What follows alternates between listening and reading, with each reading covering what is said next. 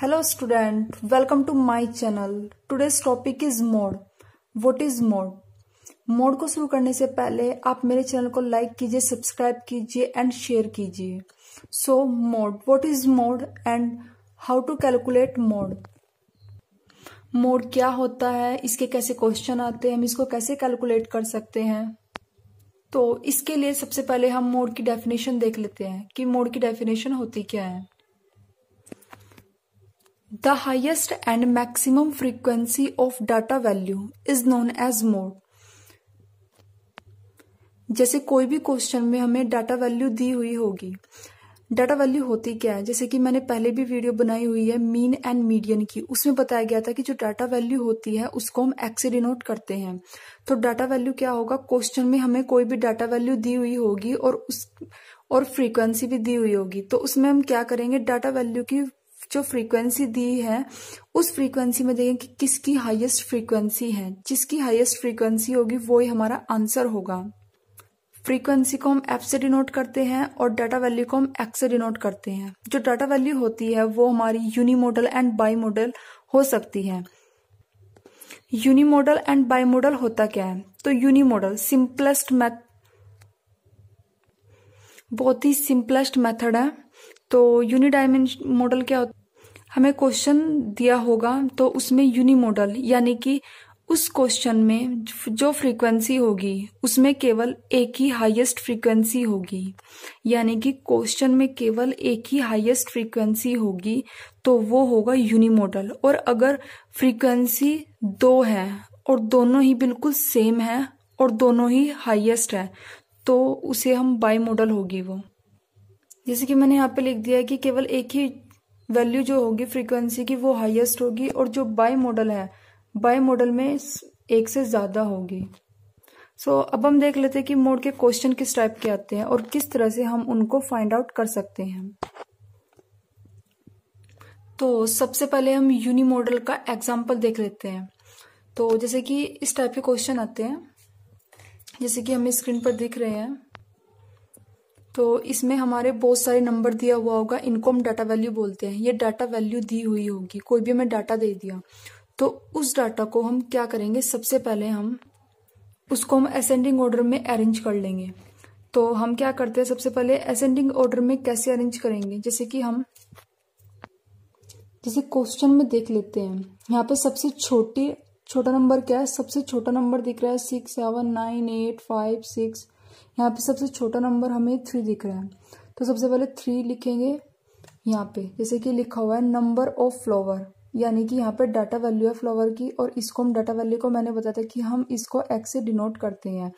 तो यहाँ पे देख लेते हैं कि क्वेश्चन में 3 के कितने नंबर है. तो यहाँ पे देख लेते हैं क्वेश्चन में कहीं पर भी 3 नहीं है, सिर्फ यहाँ पे है, यानी कि 3 के कितने नंबर है, सिर्फ 1 है.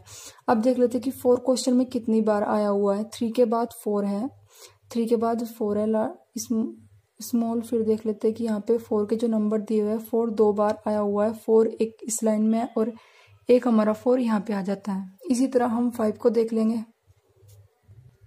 असेंडिंग ऑर्डर में हमें क्या करना, बढ़ते हुए क्रम में लिखना है. यानी कि पहले 3 आ गया, फिर 4 आ गया, फिर 5 आ गया, 5 से बड़ा 6 है, 6 से बड़ा 7 है, 7 से 8 है. इसी तरह हम देख लेंगे कि क्वेश्चन में 5 के कितने नंबर्स दिए हुए हैं. क्वेश्चन में हमारे 5 जो है वो 3 बार आया हुआ है, जो 6 है वो 7 बार आया हुआ है. और इसी तरह हम इस टेबल को बना लेंगे. फिर इस टेबल को बनाने के बाद क्या करना है हमें, ये इसकी फ्रीक्वेंसी होगी और ये डाटा वैल्यू होगी. तो हमने क्या बताया क्वेश्चन में, जिसकी हाईएस्ट या फिर मैक्सिमम, हाईएस्ट या मैक्सिमम बोल देते हैं कि हाईएस्ट और मैक्सिमम जो फ्रीक्वेंसी होगी वो ही मोड होगा. तो इसमें देख लेते हैं कि फ्रीक्वेंसी में सबसे हाईएस्ट फ्रीक्वेंसी किसकी है, 1 2 3. यहाँ पे सिर्फ 7 है जिसकी हाईएस्ट फ्रीक्वेंसी है. सिर्फ क्या है हमारा 7, सिर्फ हमारा 7 है जिसकी हाईएस्ट फ्रीक्वेंसी है. यानी कि 7 प्लांट है 6 के. तो हमारा आंसर क्या होगा, फ्रीक्वेंसी किसकी आ रही है ज्यादा, 7 की आ रही है. यानी कि 6 वाले की सबसे ज्यादा फ्रीक्वेंसी आ रही है 7. तो हमारा जो आंसर होगा, जो हमारा मोड होगा वो हमारा 6 आ जाएगा, ना कि 7, क्योंकि फ्रीक्वेंसी सबसे ज्यादा हाईएस्ट किसकी है, 6 वाले की है इसीलिए. तो जैसे कि क्वेश्चन है, क्वेश्चन में हमें कोई भी डाटा वैल्यू दे देंगे, फिर हम उस डाटा वैल्यू को हम क्या करेंगे, असेंडिंग ऑर्डर में अरेंज करेंगे। अरेंज करने के बाद हम उसमें देखेंगे कि सबसे हाईएस्ट फ्रीक्वेंसी किसकी है, जिसकी हाईएस्ट फ्रीक्वेंसी होगी वही हमारा मोड होगा। तो ये था यूनिमोडल मेथड। अब हम दूसरा पढ़ लेते हैं बाई मॉडल क्या होता है। तो जो यूनिमोडल है वो बहुत ज्यादा सिंपल है, इजी है, क्वेश्चन देखने से ही हमें याद हो जाएगा, बट इसके लिए हमें पहले इसको असेंडिंग ऑर्डर में अरेंज करना पड़ेगा। तो इसके बाद देखते हैं हम बाई मॉडल। तो नेक्स्ट आता है हमारा बाई मॉडल, यानी कि इसमें 2 फ्रीक्वेंसी होगी जो हाईएस्ट होगी। तो इस बाई मॉडल के लिए हम क्या करेंगे, ऐसे टेबल बना लेंगे। ये थोड़ा कंफ्यूज करने वाला मेथड है। ऐसे हम कोई टेबल बना लेंगे, उसमें 8 कॉलम बना लेंगे टेबल में, first, second, third, fourth, fifth, six, seventh, 8।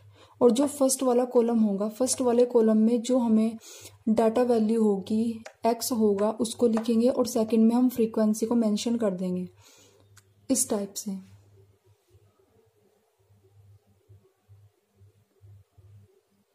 इस टाइप से हमने कर दिया।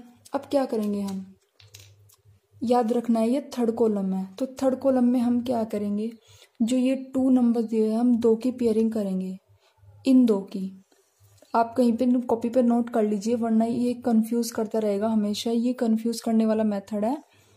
तो सबसे पहले हम इन दोनों की पेयरिंग करेंगे, ये ऐसे 2-2 की पेयर कर देंगे हम, और फिर हम यहाँ पे लिख लेंगे, जैसे कि 1 और ये हमारा 2 आ जाता है, ये हमारा 6, ये हमारा 3 एंड ये 2। इसी तरह अब क्या आ जाता है, अब हमारा थर्ड कॉलम है, थर्ड कॉलम हमारा कंप्लीट हो जाएगा। थर्ड कॉलम में हम 2 को पेयर करेंगे।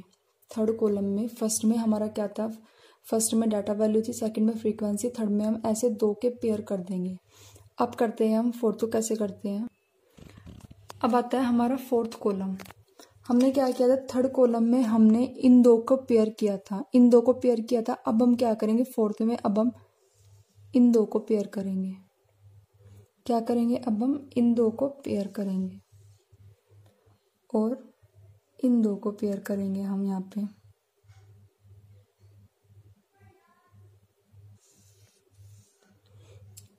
अब पेयर करके लिख लेते हैं, 3 और 1 4 हो जाएगा, 3 और 2 कितना हो जाएगा हमारा 5 हो जाएगा, 1 और 1 2 हो जाएगा। इतना हमारा हो गया है। हमने इन दोनों की पेयर की थी पहले, अब हम ऐसे पेयर करेंगे। इतना आप लोगों की समझ में आया। तो अब हम फिफ्थ कॉलम में करते हैं। तो फिफ्थ कॉलम में क्या होगा, हम 3-3 के पेयर करेंगे, और हमेशा याद रखना पेयर हमेशा फ्रीक्वेंसी के ही होंगे। तो अब हम क्या करेंगे, इन तीनों के पेयर कर देंगे और फिर इन तीनों के पेयर कर देंगे, और आगे हमारे 2 ही वैल्यू है, सिर्फ 3 है ही नहीं, तो हम इनको ऐसे ही छोड़ देंगे। तो अब हम क्या करते हैं, इनके पेयर करते हैं, 3 1 4 एंड 1 5 हो जाएगा। तो यहाँ पे क्या आ जाएगा, 5 आ जाएगा, 3 2 5 और 1 कितना आ जाएगा, यहाँ पे हमारा 6 आ जाएगा।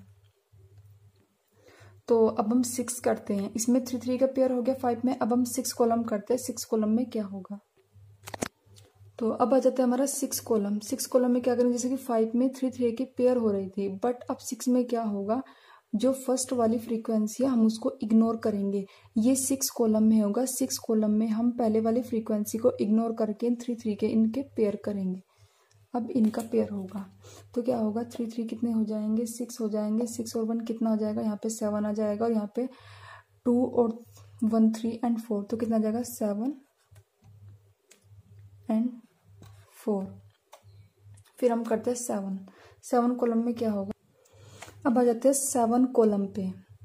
तो हमारा 7 कॉलम पे क्या होगा, 7 कॉलम में हमने 6 में फर्स्ट को इग्नोर किया था, अब हम 7 कॉलम में इन दोनों को हम इग्नोर करने के बाद इन 3 के पेयर्स कर देंगे। तो इन 3 के पेयर करने पे, जैसे कि ये पेयर करने पे आ जाता है हमारा 0 3, जहाँ पे सिंगल है वहाँ पे 0 3 लिखना,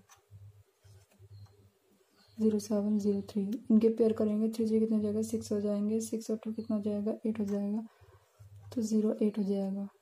अब हम क्या करते हैं, 8 कॉलम में क्या करते हैं, जैसे कि 7 में हमने 2 को इग्नोर किया था, बट इसमें इग्नोर नहीं करना है।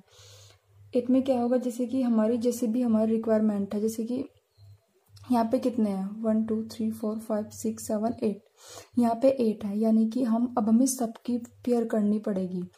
हम इसको क्या करेंगे, 2 पार्ट में डिवाइड करके इनकी पेयरिंग करेंगे। जैसे कि यहाँ पे 8 है तो 8 को हम क्या करेंगे, 2 पार्ट में डिवाइड करेंगे 4 and 4, तो हम 4 और 4 की पेयरिंग कर लेंगे। अगर आपको दिया हुआ है 10 दिया हुआ है तो आप 5 5 की उनको पेयर कर सकते हैं। अगर आपको 6 दिया हुआ है तो आप 3 3 के पेयर कर सकते हैं। जैसे कि 8 है, अब हम 4 की 4 वैल्यू के और इन 4 वैल्यू की और इन 4 वैल्यू के अब हम पेयर करेंगे। क्या करते हैं कि इनकी पेयर कर लेते हैं। 3 3 कितने हो जाएंगे, 6 हो जाएंगे। 6 और 2 कितने हो जाएंगे, 8 हो जाएंगे, हमारे 8 हो जाएंगे। अब नीचे देख लेते हैं, 2 और 1 3 हो जाएगा, 3 1 4 4 1 5। तो ये हो गई, ये हमारी टेबल बन जाती है। दोबारा से फिर समझ लेते हैं कि जो हमारी थर्ड कॉलम था, थर्ड में हमने 2 2 के पेयर किए। फिर हमारी जो फोर्थ थी, फोर्थ में हमने क्या किया, फोर्थ में हमने इनकी पेयरिंग की, इन वाले की पेयरिंग की। फिर क्या होता है, फिर हमारा जाता है फिफ्थ कॉलम में हमने 3 3 की पेयर की। फिर आता है हमारा 6 में हमने क्या किया, 6 में हमने पहले वाले को इग्नोर कर दिया फ्रीक्वेंसी को। 7th वाले में हमने 2 फ्रीक्वेंसी को इग्नोर किया, और जैसे भी और 8 वाले में जैसे भी रिक्वायरमेंट है हमारी, हमने उस हिसाब से उनको 2 पार्ट में डिवाइड करके उनके पेयर कर दिए। अब इसके बाद इम्पोर्टेंट पार्ट आ जाता है, ये भी हमें ध्यान से देखना होगा।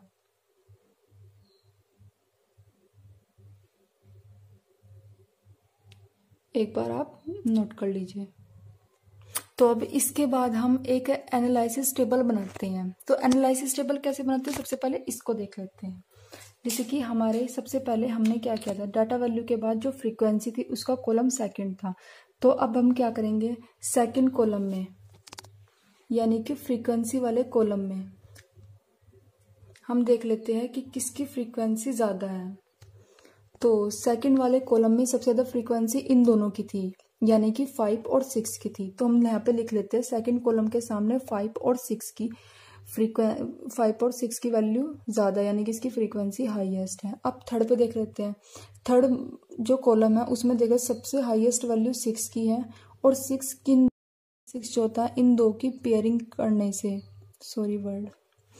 इन दोनों की पेयरिंग करने से 6 बन रहा था। तो हम इन दोनों की और इन दोनों की डाटा वैल्यू 5 और 6, तो सेकंड के सामने थर्ड के सामने भी हम 5 और 6 लिख लेते हैं। तो फोर्थ में देखते हैं सबसे ज़्यादा हाईएस्ट फिफ्थ है, और फिफ्थ किन की पेयरिंग करने से बन रहा था, जो हमारा फिफ्थ बन रहा था वह हमारा इन दोनों की पेयरिंग करने से, यानी कि 6 और 7। तो फोर्थ के सामने हम 6 और 7 लिख लेते हैं। अब हम इसी तरह फिफ्थ में देखेंगे, फिफ्थ में हाईएस्ट 6 है, और 6 किन 3 की पेयरिंग करने से बन रहा था, 6 जो है हमारा वो बन रहा था इन तीनों की पेयरिंग करने से। तो 6 7 8, यानी कि 6 7 8। अब देख लेते हैं हमारा 6th कॉलम में 7 वैल्यू सबसे हाईएस्ट है, और 7 किन की पेयरिंग करने से बन रहा था हमारा, देख लेते हैं। अब हमारा जो 7 बन रहा था वो हमारा बन रहा था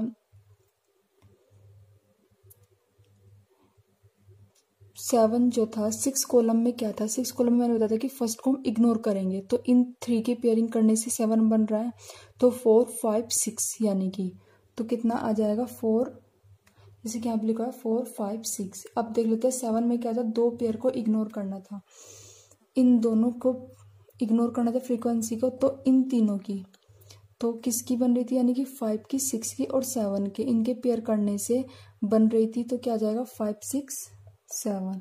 अब लास्ट 8 4 की पेयरिंग की थी हमने, तो किसकी 3 4 5 6 3 4 5 6। अब जो ये हमारी एनालिसिस टेबल आ जाती है, अब देखते हैं कि इसमें सबसे ज़्यादा नंबर किसके हैं। देख लेते हैं जो 5 है, 5 1 2 इसमें नहीं है, 3 4 एंड 5। जो 5 है वो 4 बार है, और 6 1 2 3 4 5 6 7। तो हमारा मोड क्या हो जाता है, मोड हो जाता है हमारा 7। तो इस तरह से आप ये कॉलम वाली टेबल बनाएंगे, और कॉलम वाली टेबल बनाने के बाद इसको बहुत ही सावधानी के साथ हमें बनाना होगा टेबल को। और इस टेबल को बनाने से क्या होगा, यानी कि पहले में डाटा वैल्यू होगी, सेकंड जो कॉलम होगा उसमें फ्रीक्वेंसी होगी, थर्ड में हम 2 2 की पेयरिंग करेंगे, फोर्थ में हम इन वाले 2 की पेयरिंग करेंगे और 5th वाले में 3 की पेयरिंग होगी, 6 वाले में फर्स्ट को इग्नोर कर देंगे, सेकंड जो 7th होगा 7th में हम 2 को इग्नोर कर देंगे और थर्ड में क्या होगा 8 में क्या होगा 8 में हम जितनी भी हमारी ज़रूरत होगी, यानी कि ये हमारे यहाँ पे कितने दिए हुए हैं, ये 8 है टोटल, तो 8 इसमें क्या करेंगे हम 4 की पेयरिंग करेंगे। फिर हमें एक एनालिसिस टेबल बनानी होगी, इसमें से जो हाईएस्ट नंबर होगा इन कॉलम में उसमें देख लेते हैं वो हाईएस्ट नंबर किस फ्रीक्वेंसी के पेयर करने से बन रहा था, और फिर हम देखेंगे कि उसकी डाटा वैल्यू कितनी है और उसी को हम यहाँ पे लिखने के बाद कि देखेंगे किसके सबसे ज़्यादा नंबर है, जो भी ज़्यादा होंगी, जिसकी वैल्यू ज़्यादा होंगी, जो जितनी बार आया होगा उसको हम देख लेंगे और फिर हम देखेंगे जैसे कि यहाँ पे जो 6 है वो 7 बार आया हुआ है, तो जो मोड हो जाएगा वो हमारा कितना हो जाएगा 6 हो जाएगा। जैसे कि ये डाटा वैल्यू है, डाटा वैल्यू में यहाँ पे दिया हुआ है 6, तो यहाँ पे 6 आंसर होगा। इसमें जो फ्रीक्वेंसी है वो सबसे हाईएस्ट फ्रीक्वेंसी इन दोनों की थी, इन दोनों की हाईएस्ट फ्रीक्वेंसी थी, तो इन दोनों में से ये वाला आंसर है हमारा। मोड कितना हो जाएगा हमारा 6 हो जाएगा। तो इसी तरह आपको ये क्वेश्चन को सोल्व करना होगा। So thank you for watching, please like subscribe and share my video. So thank you and next video का वेट कीजिए। Thank you for watching.